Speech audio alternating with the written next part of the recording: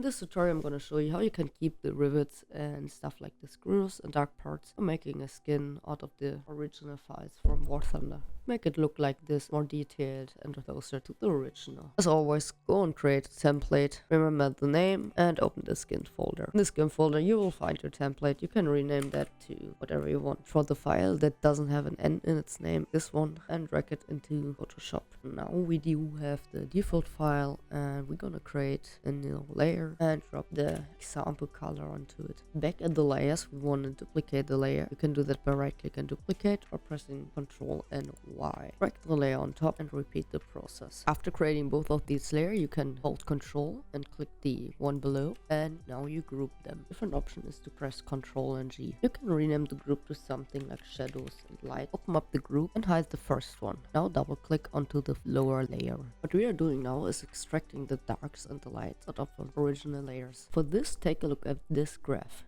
You see it's called this layer. These indicate the dark areas and these light areas. To remove the light areas, we go to the light selector and drag it to the left. The more you go to the left, the more it removes from the light. Now you can see it has hard edge. To remove these, hold the Alt key and left click on the selector again.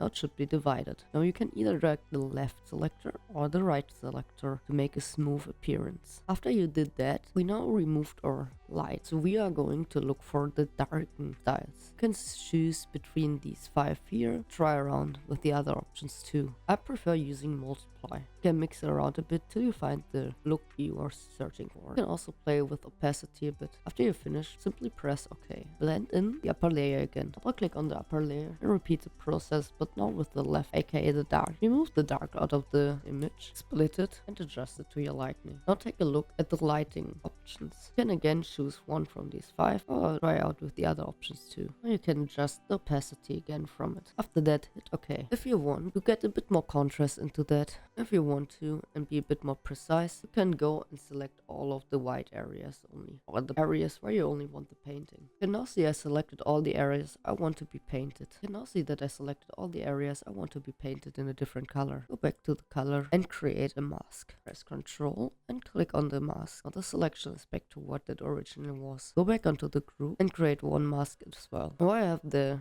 lightning only applied to the colored part and the colored part only in the spots I want it to be. After that, you can simply save it again. This is how it looks like now. You can still see the rivets.